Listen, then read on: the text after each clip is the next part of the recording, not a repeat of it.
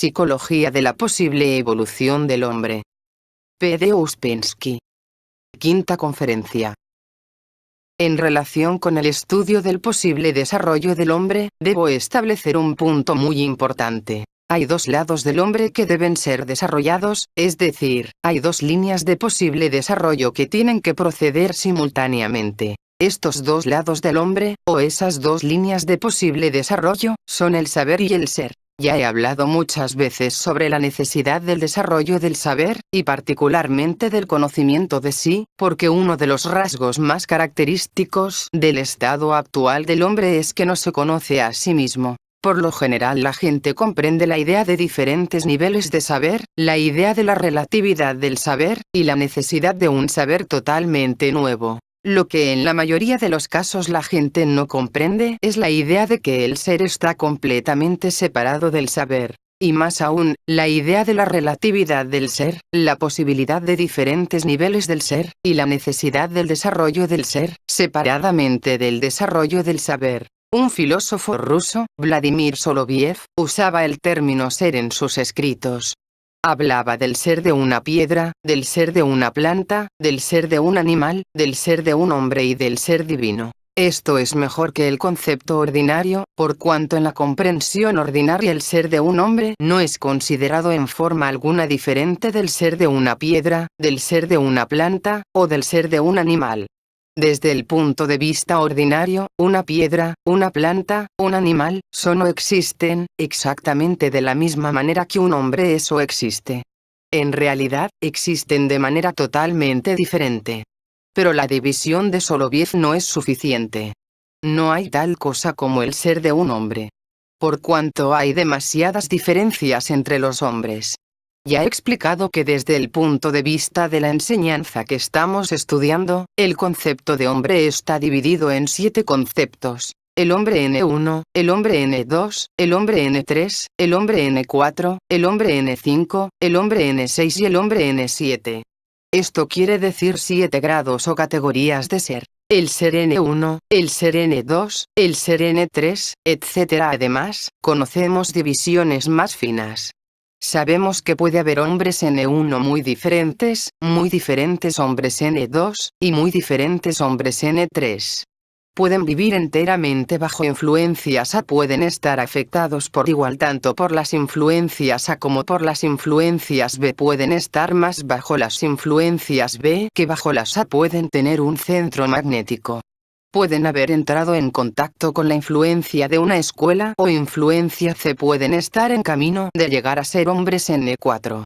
Todas estas categorías indican diferentes niveles de ser. En el pensamiento religioso la idea del ser entraba en la base misma del pensar y del hablar sobre el hombre, y, en comparación con ella, todas las otras divisiones del hombre eran consideradas como sin importancia. Los hombres estaban divididos, por un lado, en paganos, descreídos, o herejes y, por el otro, en verdaderos creyentes, hombres justos, santos, profetas, etc. Todas estas definiciones no se referían a puntos de vista ni convicciones, es decir, no al saber sino al ser. En el pensamiento moderno se ignora la idea del ser y de diferentes niveles de ser. Por el contrario, se cree que cuantas más discrepancias y contradicciones haya en el ser de un hombre, tanto más interesante y brillante puede ser. En general se admite, aunque tácitamente, y algunas veces ni siquiera tácitamente, que un hombre pueda ser dado a la mentira, pueda ser egoísta, indigno de confianza, irrazonable, pervertido, y sin embargo ser un gran sabio, o un gran filósofo o un gran artista. Naturalmente, esto es totalmente imposible.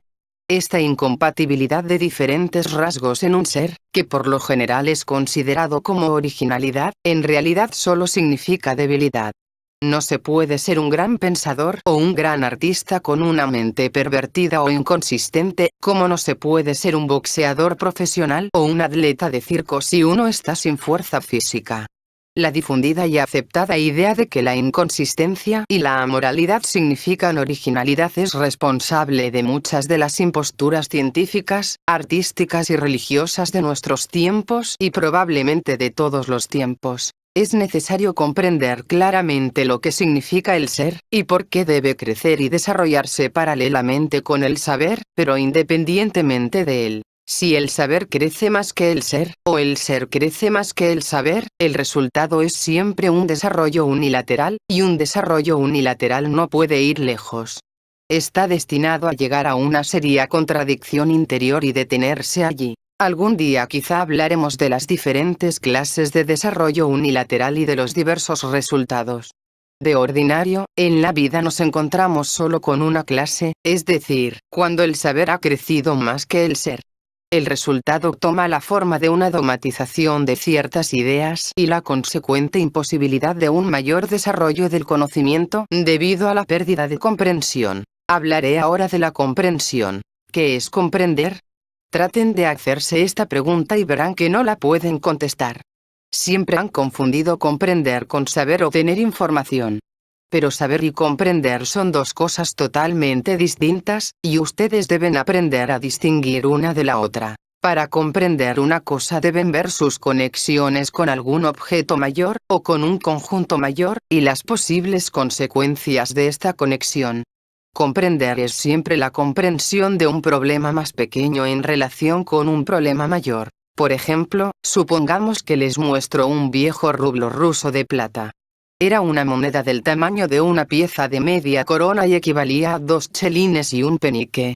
Pueden mirarla, estudiarla, fijarse en qué año fue acuñada, averiguar todo sobre el zar cuya efigie está en una de sus caras, pesarla, hasta pueden hacer un análisis químico para determinar la cantidad exacta de plata que contiene. Pueden aprender lo que significa la palabra rublo y cómo vino a usarse.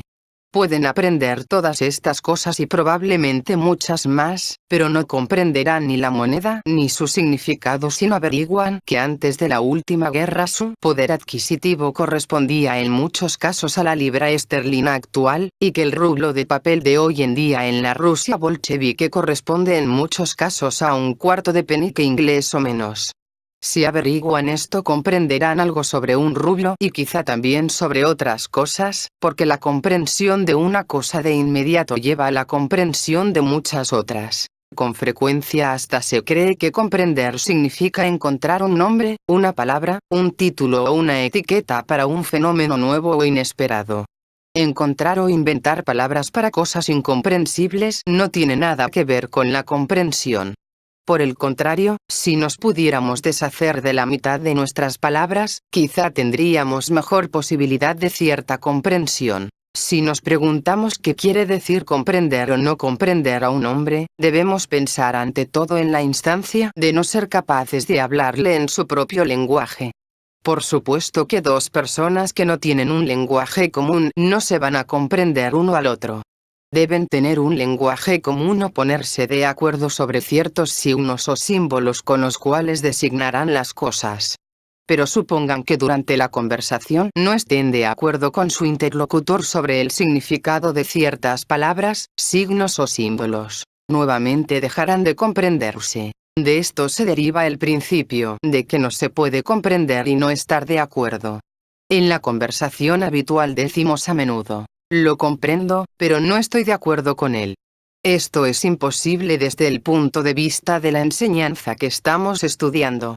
Si comprende a un hombre, está de acuerdo con él. Si no está de acuerdo con él, no lo comprende. Es difícil aceptar esta idea. Y esto significa que es difícil comprenderla. Como acabo de decir, hay dos lados del hombre que se deben desarrollar durante el curso normal de su evolución: el saber y el ser. Pero ni el saber ni el ser pueden inmovilizarse o permanecer en el mismo estado. Si cualquiera de ellos no crece y se fortalece, se hará más pequeño y más débil. La comprensión puede ser comparada a una media aritmética entre el saber y el ser. Esto demuestra la necesidad de un crecimiento simultáneo del saber y del ser. El crecimiento de uno solo y la disminución del otro no cambiará la media aritmética. Esto explica también por qué comprender significa estar de acuerdo. Los que se comprenden uno al otro no solo deben tener un saber igual, deben tener también un ser igual. Solo entonces es posible una mutua comprensión. Otra idea falsa que se tiene, y que pertenece particularmente a nuestra época, es que la comprensión puede ser diferente, que se puede, es decir, que se tiene el derecho a comprender la misma cosa de manera diferente. Desde el punto de vista de esta enseñanza, esto es totalmente falso. La comprensión no puede ser diferente. Solo puede haber una comprensión, el resto es incomprensión o comprensión incompleta. Pero al mismo tiempo la gente piensa con frecuencia que comprende las cosas de manera diferente. Todos los días podemos ver ejemplos de esto. ¿Cómo podemos encontrar una explicación a esta aparente contradicción? En realidad, no hay contradicción. Comprender significa la comprensión de una parte en su relación con el todo. Pero la idea del todo puede ser muy diferente en las personas según su conocimiento y según su ser. Es por esto que nuevamente la enseñanza es necesaria. La gente aprende a comprender al comprender la enseñanza, y comprendiendo todo lo demás en relación con la enseñanza. Pero hablando a nivel ordinario, sin la idea de una escuela o de una enseñanza, uno tiene que admitir que hay tantas comprensiones como personas. Cada uno comprende todo a su propia manera o de acuerdo con uno u otro entrenamiento mecánico o hábito. Pero todo esto es una comprensión subjetiva y relativa. El camino a una comprensión objetiva pasa por las enseñanzas de escuela y por el cambio del ser. Para explicar esto debo regresar a la división del hombre en 7 categorías. Deben darse cuenta de que hay una gran diferencia entre los hombres N1, 2 y 3 por un lado y los hombres de más altas categorías por el otro. En realidad la diferencia es mucho mayor que lo que podemos imaginar. Es tan grande que, desde este punto de vista, toda la vida se considera como dividida en 2 círculos concéntricos, el círculo interior y el círculo exterior de la humanidad. Al círculo interior pertenecen los hombres N5, 6 y 7. Al círculo exterior los hombres N1, 2 y 3. Los hombres N4 están en el umbral del círculo interior o entre los 2 círculos. A su vez el círculo interior está dividido en 3 círculos concéntricos. El más interno, al que pertenecen los hombres N7, el intermedio, al que pertenecen los hombres N6, y el más externo de los círculos interiores, al que pertenecen los hombres N5. Esta división no nos concierne por el momento. Para nosotros, los 3 círculos interiores forman uno solo. El círculo exterior, en el cual vivimos, tiene varios nombres, los que designan sus diferentes rasgos. Es llamado el círculo mecánico, porque en él todo sucede, todo es mecánico, y la gente que vive allí son máquinas. Es llamado también el círculo de la confusión de las lenguas, porque todas las personas que viven en él hablan en diferentes lenguas, y nunca se comprenden unos a otros. Todos comprenden todas las cosas de manera diferente. Hemos llegado a una definición muy interesante de la comprensión. Es algo que pertenece al círculo interior de la humanidad y no nos pertenece en absoluto. Si los hombres en el círculo exterior se dan cuenta de que no se comprenden unos a otros, y si sienten la necesidad de comprensión, deben tratar de penetrar en el círculo interior, porque la comprensión entre la gente solo es posible en él. Las escuelas de diferentes clases sirven de puertas a través de las cuales se puede pasar a los círculos interiores. Pero penetrar en el círculo mayor, en comparación con aquel en el cual un hombre ha nacido, requiere un trabajo largo y difícil. El primer paso en este trabajo es el estudio de un nuevo lenguaje. Ustedes preguntarán, ¿cuál es este lenguaje que estamos estudiando? Y ahora puedo contestarles. Es el lenguaje del círculo interior, el lenguaje en el cual los hombres se pueden comprender unos a otros. Ustedes tienen que darse cuenta de que al estar, por así decirlo, fuera del círculo interior solo podemos conocer los rudimentos de este lenguaje. Pero ya estos rudimentos nos ayudarán a comprendernos unos a otros mejor de lo que jamás podríamos comprendernos sin ellos. Cada uno de los 3 círculos interiores tiene su lenguaje propio. Nosotros estamos estudiando el lenguaje del más externo de los círculos interiores. Quienes pertenecen a este círculo estudian el lenguaje del círculo intermedio, y la gente en el círculo intermedio estudia el lenguaje del círculo más interior. Si me preguntan cómo se puede probar esto, les contestaré que solo se puede probar acrecentando el estudio de sí mismo y con mayor observación. Si encontramos que con el estudio de la enseñanza podemos comprender a nosotros mismos y a los demás, o por ejemplo, ciertos libros, o ciertas ideas mejor que lo que podíamos comprenderlos antes, y especialmente si encontramos hechos definidos que nos muestran que esta nueva comprensión se está desarrollando, esto sería, si no una prueba, por lo menos una señal de la posibilidad de una prueba. Debemos recordar que, exactamente como nuestra conciencia, nuestra comprensión no siempre se encuentra en el mismo nivel. Siempre se está moviendo arriba y abajo. Esto quiere decir que en un momento comprendemos más, y en otro comprendemos menos. Si notamos estas diferencias de comprensión en nosotros mismos, seremos capaces de darnos cuenta de que hay una posibilidad, primero, de mantenernos en estos altos niveles de comprensión, y segundo, de que podemos superarlos. Sin embargo, el estudio teórico no es suficiente. Ustedes deben trabajar sobre su ser y en el cambio de su ser. Si formulan su propósito desde el punto de vista de que quieren comprender a los demás, deben recordar un principio muy importante de las escuelas. Solo se puede comprender a los demás tanto como uno se comprende a sí mismo, y solo al nivel del propio ser. Esto quiere decir que pueden juzgar el saber de otras personas, pero no pueden juzgar su ser. Solo pueden ver en ellas tanto como tienen en sí mismos. Pero la gente siempre comete el error de creer que puede juzgar a los demás.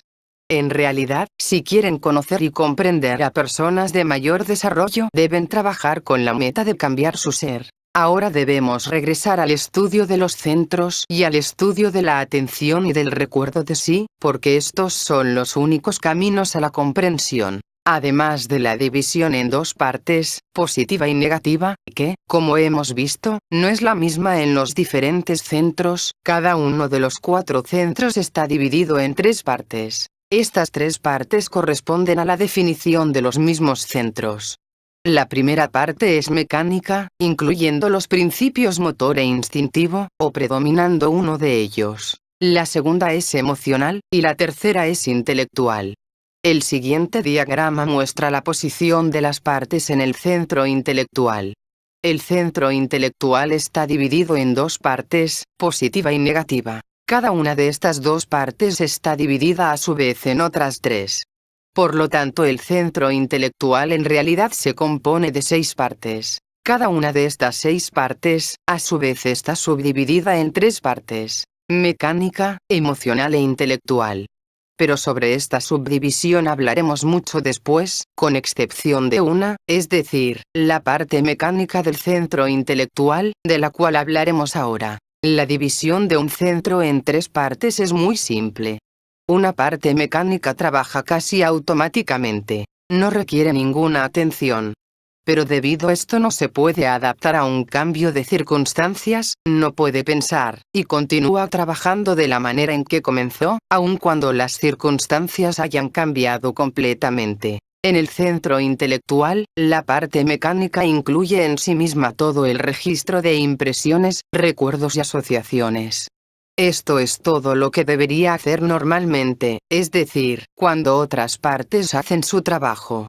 Nunca debería contestar a las preguntas dirigidas a todo el centro, nunca debería tratar de resolver sus problemas, y nunca debería decidir nada. Desgraciadamente, de hecho, siempre está lista para decidir y siempre contesta las preguntas de toda clase, de manera muy estrecha y limitada, con frases hechas, en jerga, con lemas políticos. Todos estos y muchos otros elementos de nuestras reacciones habituales forman el trabajo de la parte mecánica del centro intelectual. Esta parte tiene nombre propio. Se llama aparato formatorio o algunas veces centro formatorio. Muchas personas, especialmente los hombres N1, es decir, la gran mayoría de la humanidad, viven toda su vida solo con el aparato formatorio, sin tocar nunca otras partes de su centro intelectual. Para todas las necesidades inmediatas de la vida, para recibir las influencias A y responderles, y para distorsionar o rechazar las influencias C, el aparato formatorio es más que suficiente. Siempre se puede reconocer el pensamiento formatorio. Por ejemplo, el aparato formatorio solo puede contar hasta 2. Siempre divide todo en 2. Bolchevismo y fascismo, trabajadores y burgueses, proletarios y capitalistas, etc. La mayoría de nuestros lemas modernos se los debemos al pensar formatorio, y no solo los lemas sino todas las teorías modernas populares. Quizás sea posible decir que en todo momento todas las teorías populares son formatorias. La parte emocional del centro intelectual consiste principalmente en lo que se denomina una emoción intelectual, es decir, el deseo de saber, el deseo de comprender, la satisfacción de saber, el descontento por no saber, el placer del descubrimiento, etc. Aunque, una vez más, todas ellas se pueden manifestar en muy diferentes niveles. El trabajo de la parte emocional requiere atención plena, pero en esta parte del centro la atención no requiere ningún esfuerzo. Es atraída y mantenida por el mismo asunto, muy a menudo a través de la identificación, que generalmente es llamada interés, o entusiasmo, o pasión o devoción. La parte intelectual del centro intelectual incluye en sí misma una capacidad de creación, construcción, invención y descubrimiento.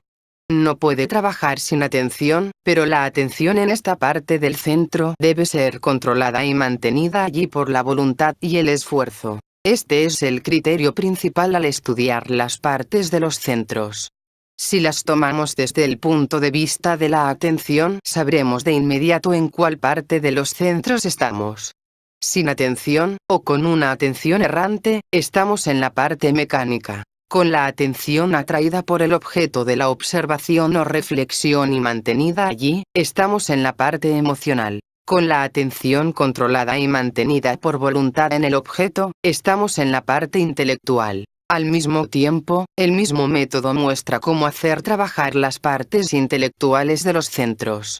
Al observar la atención y tratando de controlarla, nos imponemos el trabajar en las partes intelectuales de los centros, porque el mismo principio se refiere por igual a todos los centros, aunque podría no ser tan fácil para nosotros el distinguir las partes intelectuales en los otros centros, como por ejemplo la parte intelectual del centro instintivo, que trabaja sin ninguna atención que nosotros podamos percibir o controlar. Tomemos el centro emocional.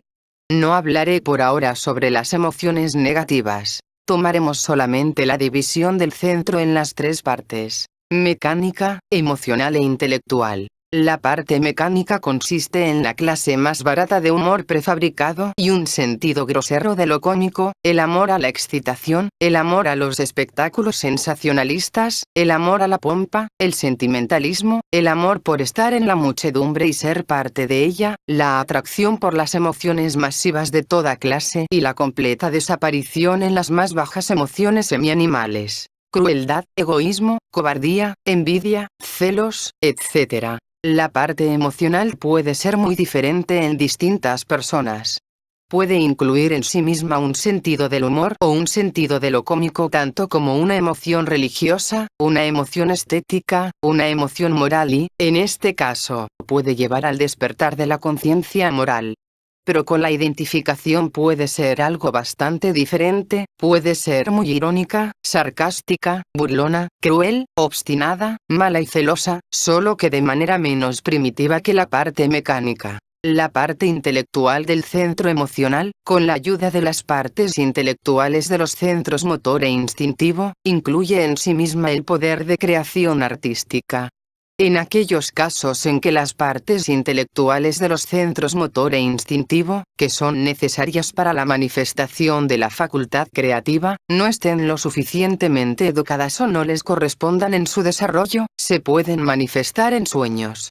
Eso explica los bellos y artísticos sueños de personas que por lo demás no son nada artísticas. La parte intelectual del centro emocional es también el asiento principal del centro magnético. Lo que quiero decir es que si el centro magnético existe solo en el centro intelectual o en la parte emocional del centro emocional, no puede ser lo suficientemente fuerte para ser efectivo y siempre está expuesto a cometer errores o a fallar.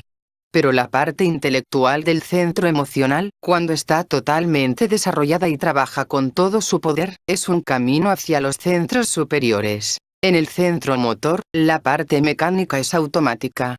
Todos los movimientos automáticos, que en el lenguaje ordinario se llaman instintivos, le pertenecen, así como la imitación y la capacidad para la imitación, que desempeña un papel tan grande en la vida. La parte emocional del centro motor está conectada principalmente con el placer del movimiento. El amor a los deportes y a los juegos deberían pertenecer normalmente a esta parte del centro motor, pero cuando la identificación y otras emociones se llegan a mezclar con él, muy raramente se encuentra allí, y en la mayoría de los casos el amor a los deportes está en la parte motriz de cualquiera de los centros intelectual o emocional. La parte intelectual del centro motor es un instrumento muy importante y muy interesante. Todo el que alguna vez haya hecho bien cualquier tipo de trabajo físico, cualquiera que sea este, sabe que cada tipo de trabajo necesita muchas invenciones. Uno tiene que inventar sus propios pequeños métodos para todo lo que uno hace. Estas invenciones son el trabajo de la parte intelectual del centro motor, y muchas otras invenciones del hombre también necesitan el trabajo de la parte intelectual del centro motor. El poder de imitar a voluntad la voz, entonaciones y gestos de otras personas, tal como la poseen los actores, también pertenece a la parte intelectual del centro motor, pero en grados más altos o mejores está mezclada con el trabajo de la parte intelectual del centro emocional. El trabajo del centro instintivo está muy bien escondido de nosotros.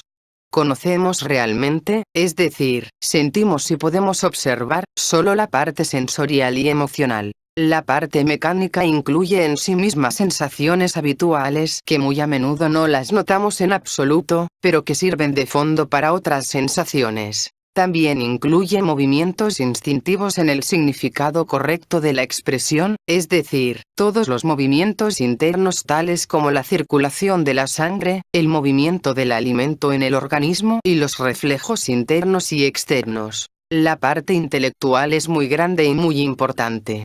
En el estado de conciencia de sí o al aproximársele, uno puede entrar en contacto con la parte intelectual del centro instintivo y aprender bastante de ella en lo concerniente al funcionamiento de la máquina y a sus posibilidades. La parte intelectual del centro instintivo es la mente detrás de todo el trabajo del organismo, una mente bastante diferente de la mente intelectual. El estudio de las partes de los centros y de sus funciones especiales requiere cierto grado de recuerdo de sí. Sin recordarse a sí mismo uno no se puede observar por un tiempo suficientemente largo o lo suficientemente claro como para sentir y comprender la diferencia de funciones que pertenecen a distintas partes de los diferentes centros. El estudio de la atención muestra las partes de los centros mejor que cualquier otra cosa, pero el estudio de la atención también requiere cierto grado de recuerdo de sí. Muy pronto se darán cuenta de que todo su trabajo sobre sí mismos está conectado con el recuerdo de sí y que no puede proseguir exitosamente sin él. Y el recuerdo de sí es un despertar parcial, o el comienzo del despertar. Naturalmente, y esto debe ser muy claro, no se puede realizar ningún trabajo en el sueño.